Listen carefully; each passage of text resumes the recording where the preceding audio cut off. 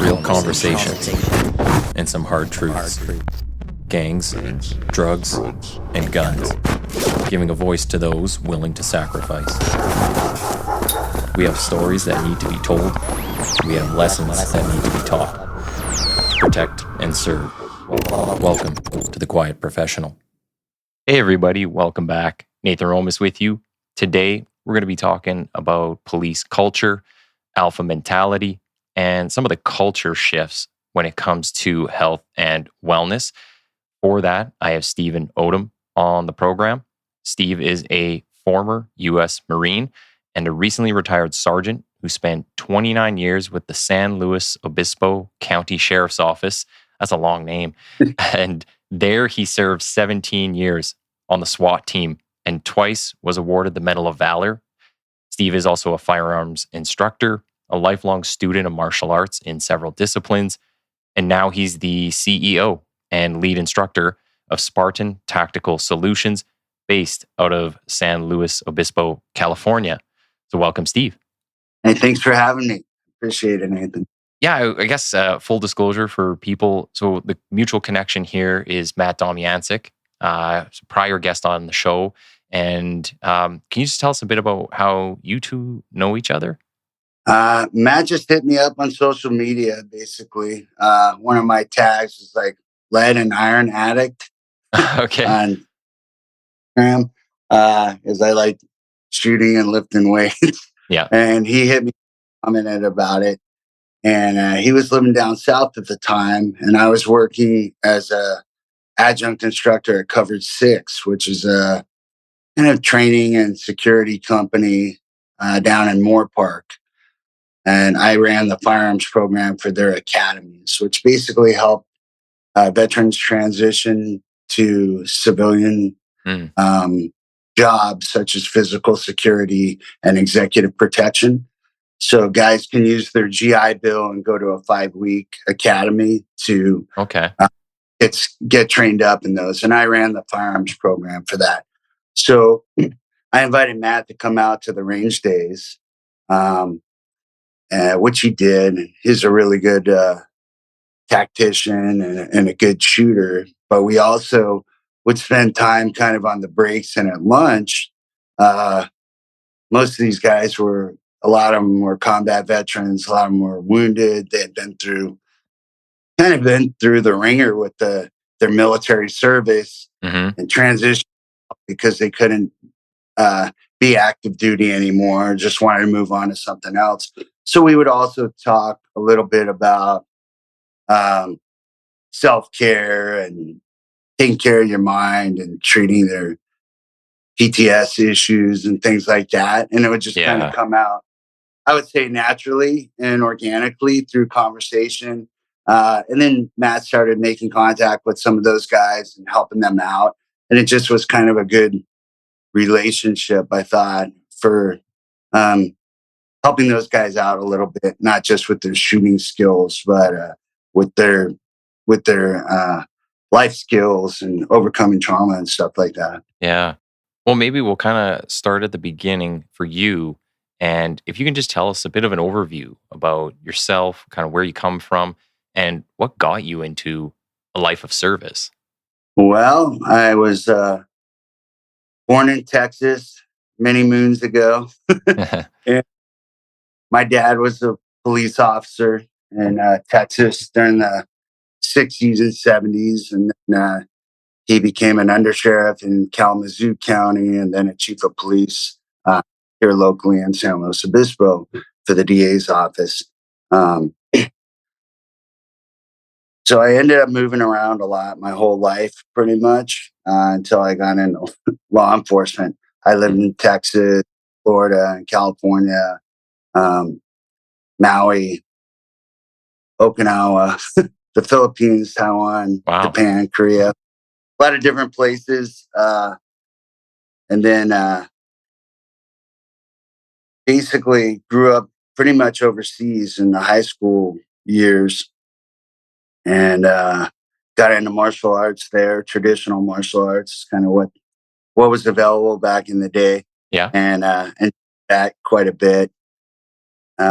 And then at 17, I went in the Marine Corps. I graduated high school a little bit early, and I knew I wanted to be into law enforcement. And I felt like, based on my dad's advice, that being military first would probably be a good route for me. I wasn't a very good student. I didn't enjoy school. So your dad had an impact on that, though? Like he was good with you going into law enforcement or the military? Some parents are like, they've seen a certain side of it, and then they go, I don't want you doing that. But he is actually good with it. Yeah, he had a great career. He was very well respected. He was a Medal of Valor winner or awardee also. And yeah, he really enjoyed the career, and he had a very good reputation, or has a very good reputation in law enforcement. So he was pretty supportive of that. Okay. So you go off to be in the Marines. Your bio said you did 4 years there? Yes. And then you end up switching from that to policing? Is it a straight transition out of the military into law enforcement? No, I decompressed a little bit after I got out. I moved to Maui and became a dive instructor. Oh, that's some good decompression, though. Yeah, it was nice. I had a friend actually who was a former Force Recon Marine. He was the LA County Sheriff and had become a dive instructor in Hawaii.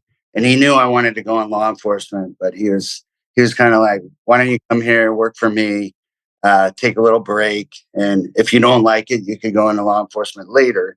Uh, so I thought that might be a good little break to relax a little bit and spend some time on the beach and do some diving. And I really fell in love with teaching at that time.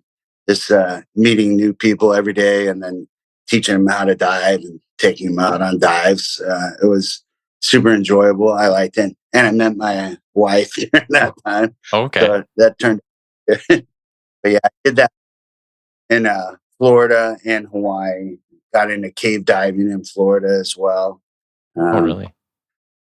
But it was a lot of fun. I just once we started getting serious in Hawaii about raising a family, I couldn't really provide for a family on a dive instructor salary. I basically had like flip flops and a $900 car, and that was Yeah, I could see that. So you come back to the mainland and then get into law enforcement.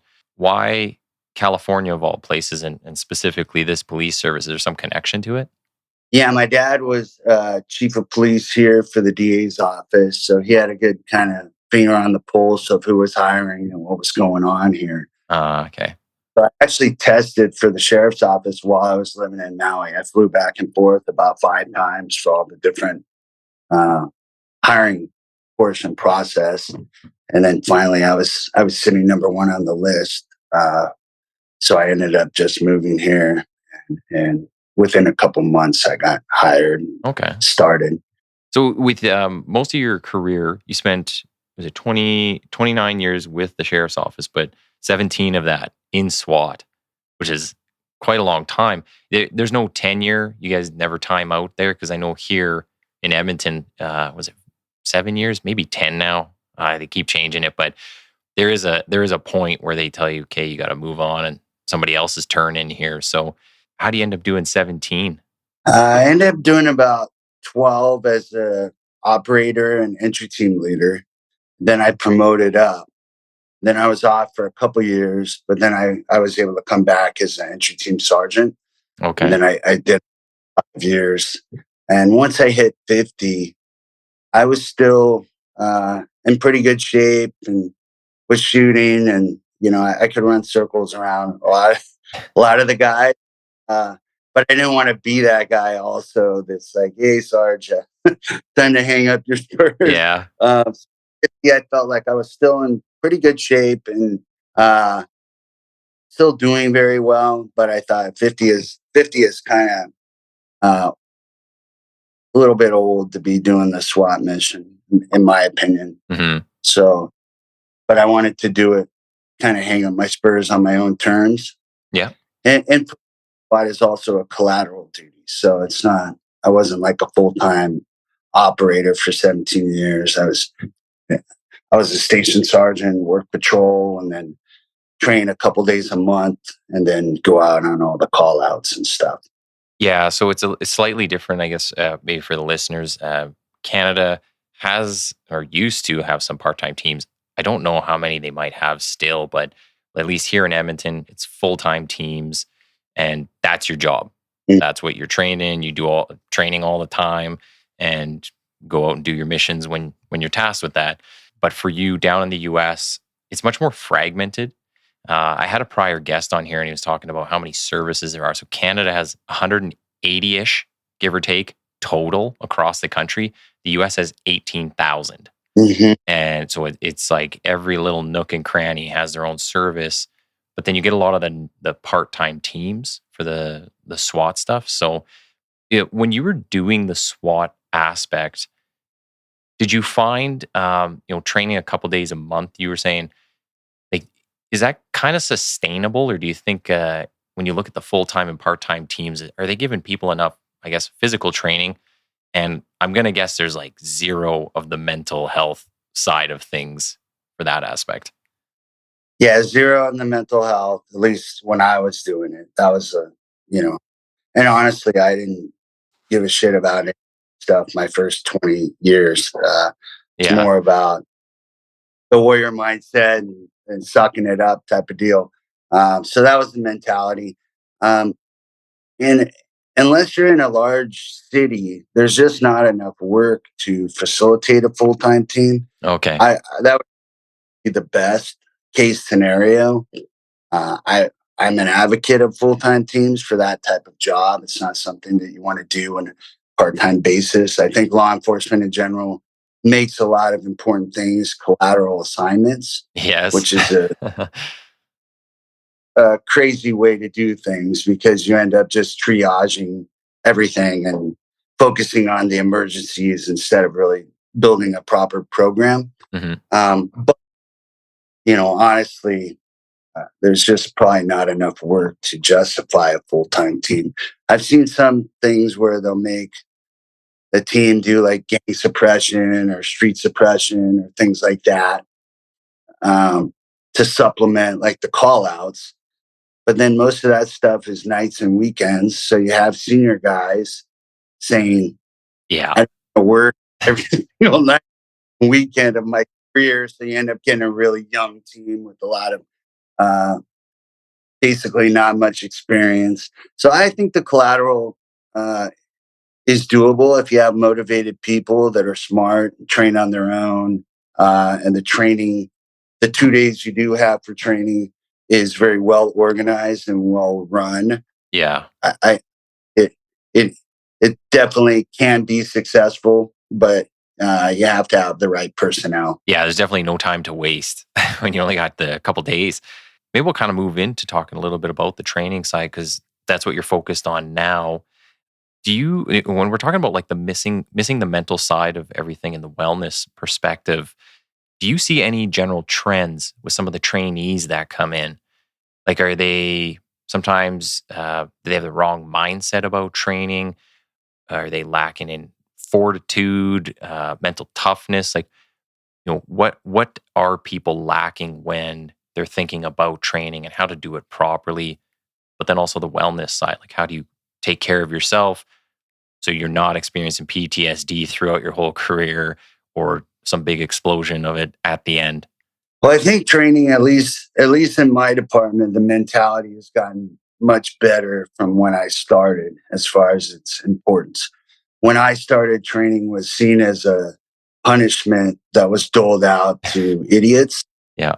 So the only training that we received when I started was driver training if you were in an accident or you were assigned to go to tactical training, CSTI, which is California Specialized Training Institute for advanced officer survival and safety.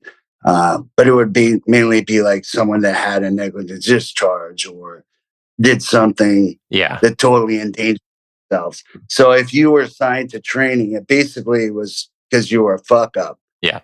which is completely wrong mentality for training.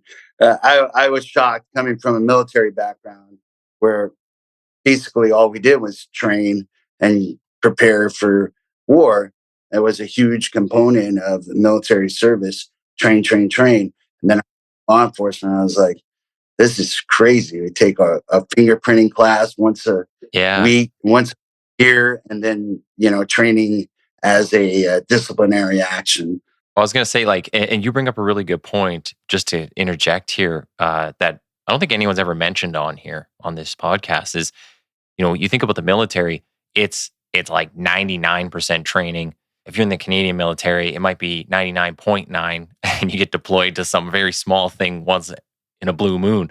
But yeah, it's very heavy on the training, maybe very little action. And when you do get that action, it's just the big crazy stuff all at once and then right back down. With policing, it's the flip side where you're begging for training and you're pretty much just thrown into the action and it's all on the job, and it's such a different dynamic. People are at quite a bit of risk doing that, especially when you're talking about, you put a bunch of junior members into some specialized unit, like that could be a recipe for disaster. So sorry to cut you off there. I just thought that was a really good point. So I wanted to kind of emphasize that. No, I agree. I think it's there needs to be a balance. We don't need to just train 100% of the time like the military, but there needs to be, I would say, like a 20% ratio of training as opposed to like 0.5%. Yeah. I think it's like OJT, and I know California Post, it requires 4 hours of firearms training every 2 years and 4 hours of defensive tactics every 2 years. So wow, that's not a lot. California is fairly progressive in the U.S. and has more required training than many other states. So wow, pretty ridiculous. Yeah. So when you're talking about just kind of back on the training side of things, you're saying that it was more of a punishment for people, and I totally agree. Even nowadays, if you get sent for training, sometimes people think like, "Well, what did I do wrong?" Or why am I the one getting sent? But how do you fix that? Like, how do you change that mentality of people? Is it just being more proactive with it, incorporate it earlier, or do you just have more credible people in the training side of things that are kind of those tough guys, and people can say, well, they're over here doing it, so it's not for I don't know, just people who are fuck ups or whatever else it might be. Yeah, I think that's up to the leadership to create a corporate culture. That training is a super important thing, and when leadership realizes that, increases morale, protects the department from liability, increases performance. Um, instead of paying out a bunch of money in a settlement, they could spend that money on training and have better performance and prevent unnecessary deaths and injuries. Mm-hmm. I just think it's totally common sense. But if the leadership doesn't support it, if they just look at it as, well, this is a big pain in my ass for my schedule, I got a staff patrol. Now you guys want to do all this bullshit training, blah, blah, blah. And I don't have anyone to work day shift. Yeah. So kind of the attitude of the supervision and command staff. If they're like, hey, this is really important, we're going to send all people through training, which they seem to have that attitude about, cultural diversity or some other things that have nothing to do with survival on the street. Mm-hmm. Maybe it's stated by post and they don't get their funding if they don't comply with it. Yeah. Leadership can provide training if they care about it. Yeah. I'm wondering too, at what point in your career did you realize that maybe it's not all about the hard skills? It's not all just learning to shoot really well. There is an aspect to the mental side. And to frame it, I'll come back to that question, but just to frame it for listeners, in my own experience, and I'm sure in yours, because you've done lots of martial arts, mine kind of comes from that same world where it's like 10% physical, 90% mental. Like your mind can push your body to do all kinds of things. You see that with all the special forces, right? It's all the crazy training and pre things like in the selection that they make them do. And you're like, why is that even applicable? It's just to see what kind of person you are. It doesn't mean you have to practice drowning all the time or whatever it might be. It's really to see who you are as a person and the mental toughness, the fortitude. So at what point in your career did you kind of notice this and start to change your own mindset? I noticed it in the academy. We had a report writing instructor who was shot on an entry, and he basically he wasn't a tactics instructor, report writing instructor, right? So he's probably not supposed to be teaching mindset or tactics. But he said he got shot on that entry. He was wearing a vest. He said, "I fell down like you're supposed to," and he Mm, ended up kind of going down a hill into some ice plant, leaving his partner to deal with the suspect by himself. Suspect ran off, was later caught, and he was acquitted because they weren't properly identified as police and this kind of thing. They were like narcs yeah. and scraggly, no ID. But basically, this guy was medically cleared on scene. He had no injury, but he did not stay in the fight at all. And he's telling this story to recruits and passing around the actual round and a piece of his vest. And, basically, I wanted to throw up in my mouth after hearing that story. Yeah. And I totally inappropriate to tell the recruits. Based on my military background, Marine Corps infantry, you were basically inundated with stories about people getting the Medal of Honor and continue fighting after receiving numerous wounds and just terrible, terrible injuries, but you don't give up or quit fighting. Yeah. So I realized, like, gosh, not everyone that puts on the badge and gun has a mindset uh, to do this job. Yeah. So I quickly got tasked with training people on the patrol rifle. I had been on about 2 years, and I was already a gun sight certified carbine instructor that I put myself through the school when North Hollywood happened. Okay. And there was a big push to get patrol rifles out on the street. Hmm. I happened to be certified in that, and I had a military background, so got to help develop a rifle program. And as part of that, I developed a combat mindset program that I spent probably about 2 hours of the 16-hour course developing mindset and talking to them about mindset. Because I'm like, we can give these guys a hunk of metal, but it's essentially useless unless they've got the internal fortitude and made the decision to utilize deadly force and utilize this tool.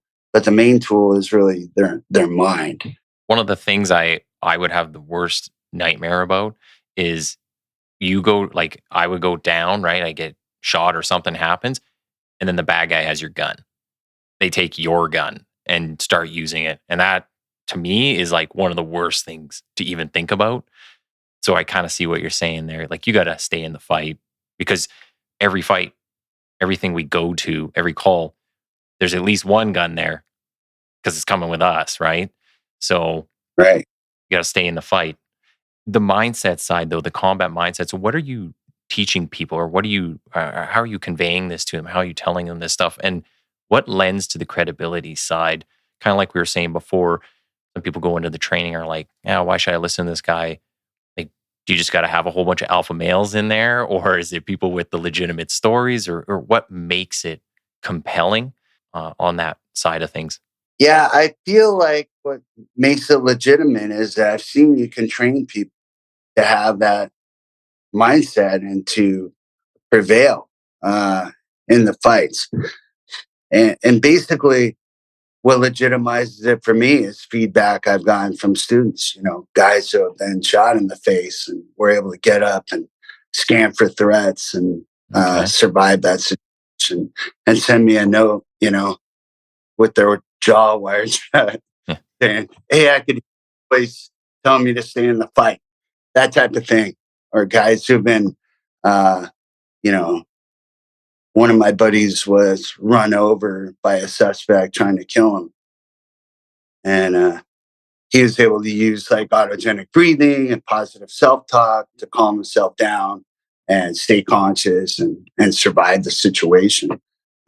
So basically, I think feedback and having that real world experience of people saying, hey, I could hear the information that you conveyed during your courses that helped me survive.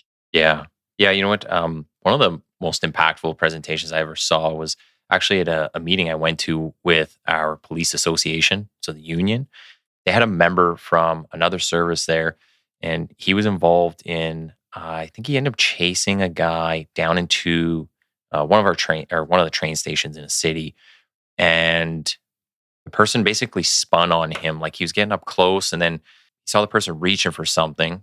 I'm pretty sure I'm getting these details right.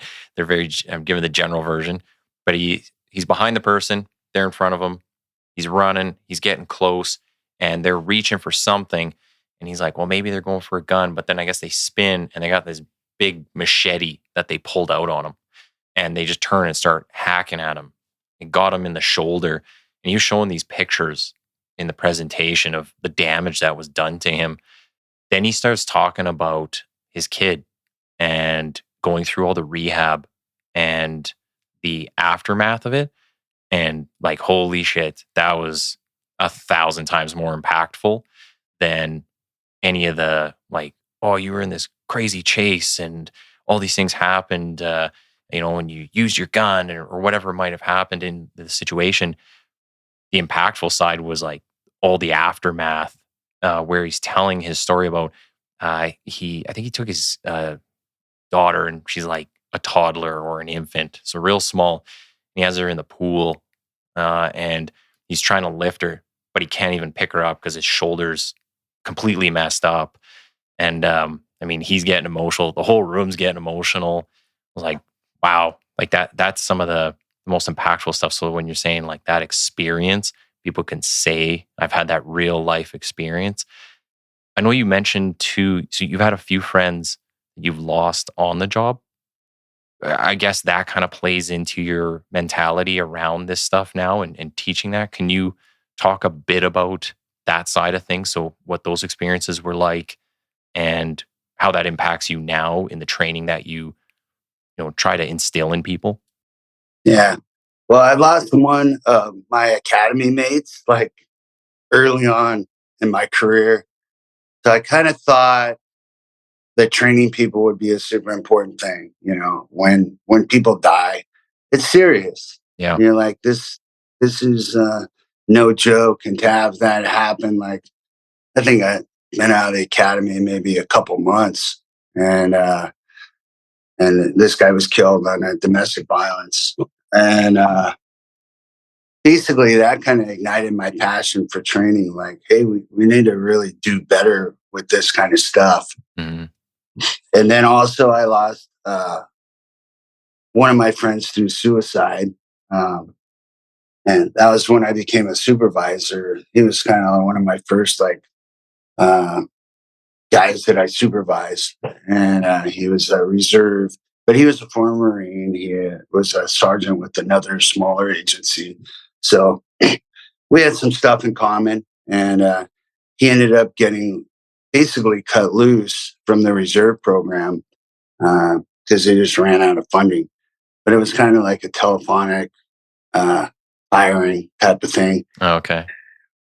Which and the guy, how people kind of wrap up their whole identity in maybe being a cop, yeah, being a Marine, that type of thing. So this guy was kind of let go, and he ended up, killing himself right between the jurisdiction of our agency and his former agency. So it's kind of like, in my opinion, it's very clear what was going on there. He was kind of sending a message. Yeah. And when that happened, and basically, the department's reaction was there was no reaction other than I overheard some of the top brass, saying like, oh, I hope his wife doesn't try to collect any type of benefits from that death. not in the line of duty type of deal. He didn't work for us anymore. That type of thing. And it was very frustrating for me. So as my I guess as my career went on, I kind of went from really focusing on the tactical side, which I don't think is any less important, but being able to shoot and fight, have good tactics, and a good mindset is super important. But then also having some kind of self care, uh, some kind of programs to take care of people, such as peer support, chaplaincy, Yeah. culture, and clinicians, critical incident debriefings, those type of things. We didn't really have any of that. Yeah. One of the things that you kind of brought up there, I was wondering too, was like the outcome. So the two people are when they die, the what is the response from the organization? So you're saying at that time they didn't really think to check or change anything in the programs or start offering more things. They didn't change any mindset at the organizational level. Not at all. Wow, that's really surprising. You think? Yeah, I just wonder like why they don't take like a bigger look at things and go, we might have an issue on our hands here because the absence of an issue doesn't mean it doesn't exist. It just maybe it's undetected or it's building, right, and it just hasn't shown itself. So you kind of got to get on those things early. For you though, when you're talking to the people that you're training with on the mental side of it, I kind of think of the mentality being like it's like when you're doing an interview, a police interview, and rapport building is critical throughout the whole thing, right? Beginning to end, you're always doing that. And then maybe within there, you have some very specific tasks that you have to accomplish. You're in a fight, you're in a gunfight. Communication is present at every single step. Might only be taken one or two shots, though, at a very critical point in time. So there's certain things that have to be done well, but they're like little flashpoints or they're only needed for a little bit. But you have those bigger pieces like communications, like rapport building. And then I put kind of mental health in that same field where, I have to be good at driving to be a cop. I have to be good at shooting. I have all these other skills. But every single day, I go home, I might take some of this stuff home with me. Mental health is important. Well-being is important. You got to deal with your family. That's still important. So how do you, when you talk to the guys, when you're doing some of this training, and I know we were talking offline about some of the resiliency pieces that you were currently building out, how do you talk to people about this and make it so it's not like, that's some bullshit. Like, I don't believe that. Or, how do you get through to the thick-headed people, the alpha male types? Well, I think for one, you have to have some kind of street credit. Like if you're some admin people or whatever, and you start talking to them about wellness, they're just going to shut down. Mm-hmm. Or somebody they trust, they've never been in the shit with, they're not going to listen to that. Basically, is my opinion. Yeah. But if you have someone that street cred goes out and you know puts their life on the line with their guys and leads from the front, Yes. and they see this and like, hey, how are you doing after that call? We just dealt with that dead kid or whatever. You okay? And they're like, yeah, I'm fucking fine. And you're like, well, you saw like a dead kid and you have a kid that age that probably should fuck with Exactly. you. Like, that's okay. Mm-hmm. It does. You're a human. You're not a robot. So let's like talk about it if it's bothering you, or let's get you to the right people, peer support or chaplaincy, or just maybe shooting the shit, and telling them like, hey, it's okay if you're fucked up a little bit. And the analogy I use, just like if your partner showed up to work graves with you and he had a broken ankle and he's just limping around all night, and you're like, bro, like you got a foot, you're not doing shit. Like you got to go to the fucking doctor. Yeah. But if you're or you're suffering or you're abusing drugs or alcohol or you're self-medicating or having affairs or whatever the case may be, because you're afraid to say anything, because you're bothered by incidences, that's not good. And the old corporate culture was just like, hey, this job's not for everybody. If it bothers you, maybe you should move on to something else. Now, I think you have to change that corporate culture and be like, hey, some of this stuff we see does bother us and should bother us. And you're not broken. You're not a pussy. There's nothing wrong with you if it does bother you. You're human and you should talk about it. And I try to encourage guys, like, hey, you know, maybe once a year, get a checkup from the neck up. Like, go Yeah. talk to a shrink. You're doing good. Um, Also, stuff like a lot of people have problems that kind of, I guess, might seem like PTSD, but they could be other things. As doing shift work, your sleep can get pretty fucked Hmm. up. I think something like 45% of cops have some kind of sleep disorder. So, like, get your sleep checked out. Make sure you don't have sleep apnea or insomnia or whatever. Make sure you're sleeping good. Get your hormones checked. A lot of people have low testosterone and shift work from doing this kind of fucked up work, Yeah. being under constant stress. Like, get that checked out. Um, Maybe a TBI or something could be causing symptoms too. So, like, I think you need to have a holistic approach where you're getting your body checked and your mind checked to make sure that you're operating at an optimal level if you're doing this type of work. And then also, from an agency perspective, you need to have things in place for these guys where they can talk to a chaplain, or they can talk to peer support, or they can get a clinician that's confident and is culturally competent and will take care of them. Make sure you're doing critical incident debriefings after a critical incident. Maybe we should sit down and talk about what happened. So these are all concepts like that are all incorporated in our police service. Like I've seen all of these. They're doing a really good job at this now. I know, like in talking to Matt and talking to you, like it's not commonplace in the U.S. Not with all the different agencies.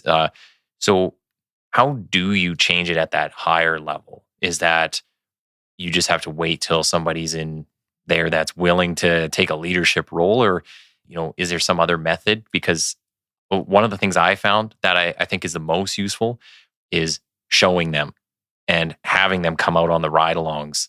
That I found is more impactful than anything else I've ever done on this job, because words only convey so much.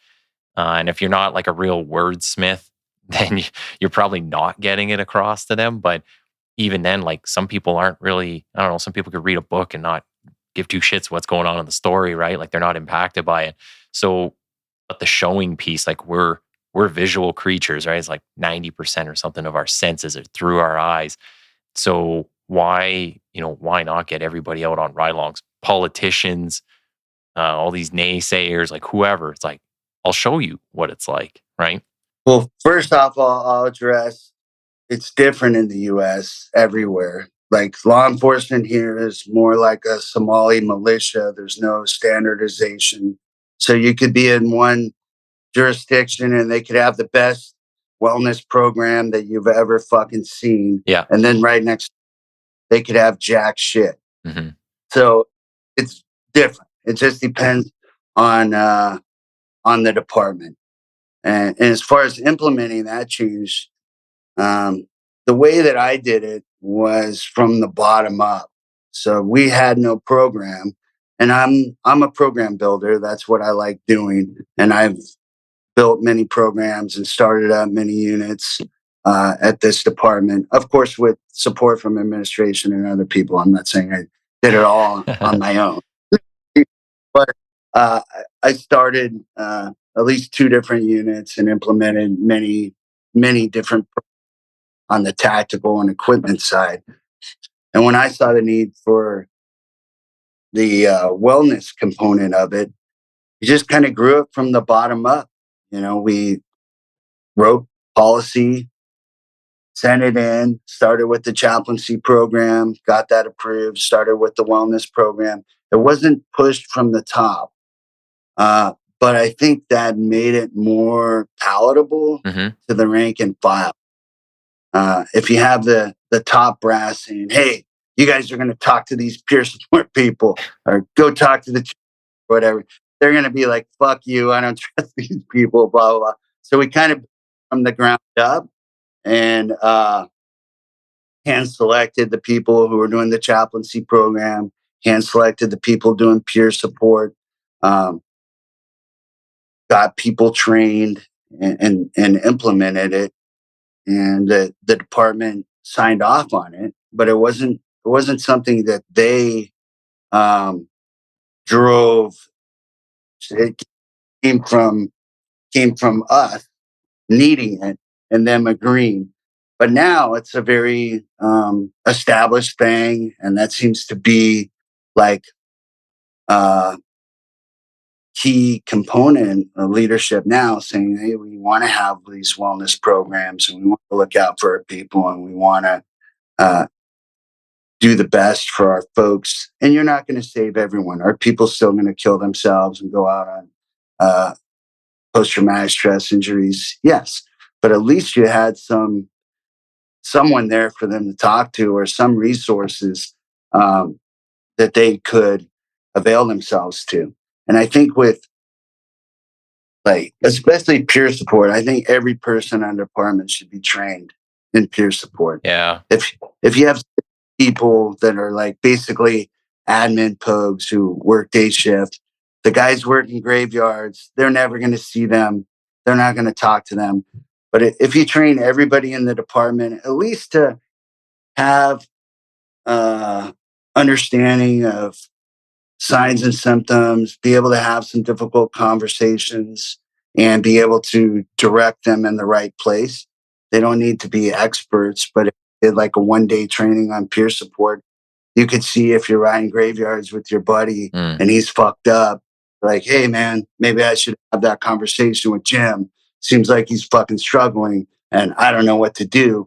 But at least you could give him some resources and things. And I think having 5 or 6 people with a really good understanding of peer support and a lot of training might be great, but then having everybody with at least a fundamental level of peer support training is definitely the way to go, in my opinion. Yeah, you want people to at least be able to recognize some signs and symptoms, right? And then, yeah, like you said, especially if you're working close with somebody, if you got like set partners, definitely want to be able to help them out. I always found it strange when you have leadership that doesn't take care of their people, because it's like, I don't know, do you not take care of people in your home? Like, this is just your home away from home. Like, you should take care of them. They're here to protect you, or we're all in this together and trying to make things better and people safe. Like, so it just, yeah, it's such a, I don't know, it's almost a foreign concept to me that people wouldn't want to take care of their people. The other aspect that you mentioned is having the right people in the right places, sometimes at the right time, but just at least having decent people that are credible. Another downfall of policing, you sometimes see they just throw somebody into a job and you're like, who made that decision? Why would you ever think that person's skills are suited for whatever that task is supposed to be? So on the credibility side, again, Matt talks about that. Shauna Springer, Dr. Springer, talks about that trust and that credibility piece. Those are very key. One of the things I just want to make sure we get time, because we're just coming up to the end here, talking about some of your upcoming projects. So you have this resiliency training that you're developing with a few other people. Can you just talk a bit about this? Because I think it sounds really cool. So I want to make sure we get that out there. Yeah. So one of the things, I think there's a ton of resources available for people who have post-traumatic stress injuries. There's retreats and all manner of things for cops that are already suffering. Um, but really, no one's doing anything proactively as far as resiliency training to prevent uh, post-traumatic stress injury and maybe turn that into post-traumatic growth, which is kind of a goal Okay. that I've had. Uh, and I think if you mentally prepare people and teach them resiliency and self care, you might have a better outcome down the road. So what we implement is warrior development program, and what it is. The first element of wellness is to survive the critical incident, right? So if you can't shoot and you can't fight, then taking care of yourself afterwards, a post-traumatic stress injury is really irrelevant, right? Yeah.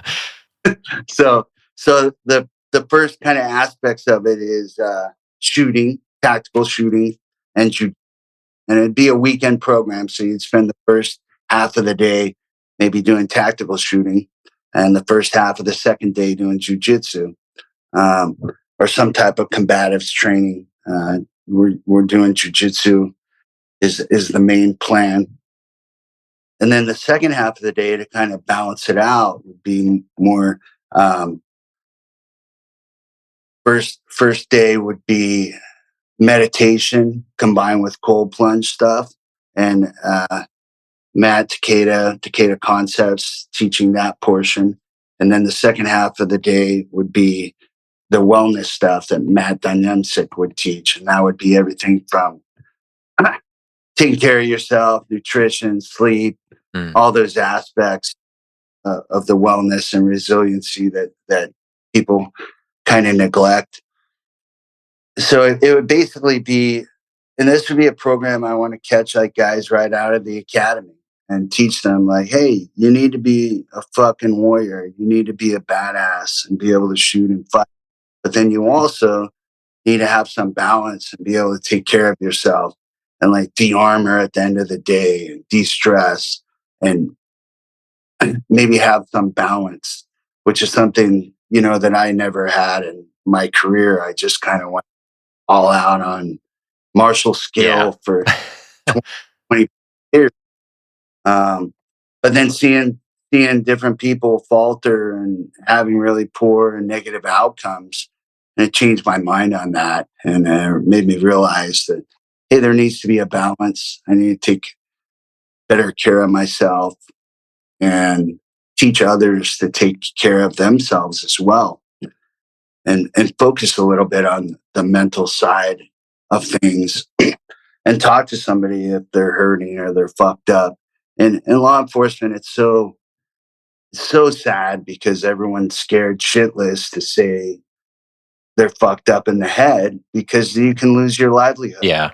People get scared to work around you, or they act different, I guess. Or they take you off duty. Yeah. You they take your badge and your gun and put you out on IOD. Yeah. And then you have fitness for duty to come back. Uh, and for me, like I have a high school education, I'm not doing shit other than being a cop that's going to provide for my family. Yeah. So that's a really dangerous aspect of the corporate culture. And if people are afraid to get help, then what do? They self-medicate. They start drinking prescription drugs, having affairs, gambling, buying a bunch of bullshit that they can't afford. Whatever it is, however they cope with the situation, none of it is good. So I think if we did resiliency training and kind of front loaded people early on in their career, that they want to have those warrior skills, and that'll also get like the meat eater types in the door, Yeah. be like, oh, I'm shooting and fighting. But then also we're going to learn about meditation, and those things also can can enhance your performance as an operator. If you look at what like top tier special forces units and stuff are doing, they're spending time on the mental aspect to increase their performance under stress. I had somebody once, I couldn't even tell you the course it was, but they were like, "Yeah, we got to do this tactical breathing." And so I've had people mention on the podcast too. We're gonna do tactical breathing, and then at the end of it all, they're like, "That was actually just yoga breathing. We just call it tactical because you guys tell us to piss off."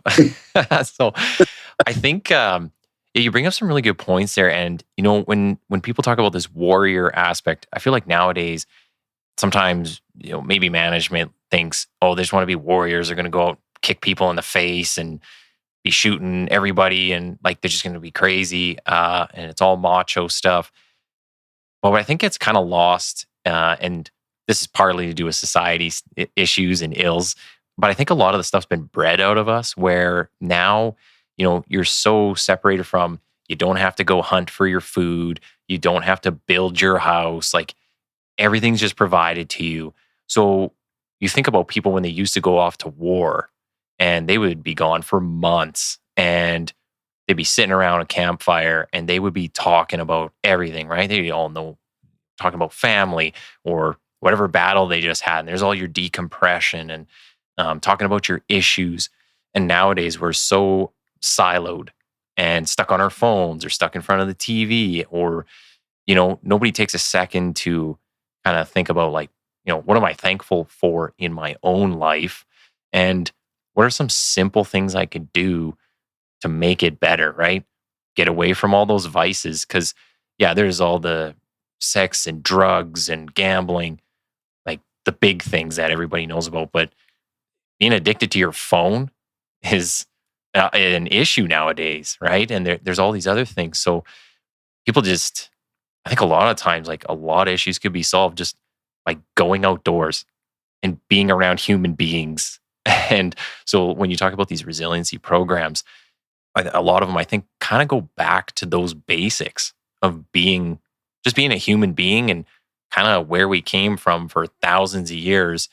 And in the last 100 or 200 years, we've kind of been screwing ourselves, putting ourselves on this wrong trajectory. So yeah, I like those, the idea of these programs, and I think they do a lot of good for people. So yeah, no, I think it sounds awesome. I'm glad you and Matt and all those other guys are getting this kind of put together. So just as we're coming up to the end of our time, I just want to give you the opportunity to say how people can find you, social media, websites, how do they follow your work, and if they need to get a hold of you, how do they do that? My website is spartanshooting.com. And then if you want to follow me on Instagram, it's Spartan_Steve_Odom. That's where they can find me. And I'm teaching a lot of classes. I teach post-certified law enforcement classes, instructor courses with an outfit called TACFire. So if you're interested in that, I can set you up with that. Do those all over the state of California. And then I teach basically open enrollment courses. And I do mainly private and small group training through my company. I kind of like being more individualized and having like 40 people on a line in a class. Yeah, that's hard. That's hard to to give good quality instruction all the time with that many. Yeah, man. Hey, I'm happy that we got to have this conversation. Hang on the line for a few seconds, and I just want to remind everybody to like, share, comment, check out Steve's Instagram. I'll have all the links up in the episode description and across social media. You can see all the training he's doing. He puts up lots of videos. It's very good stuff.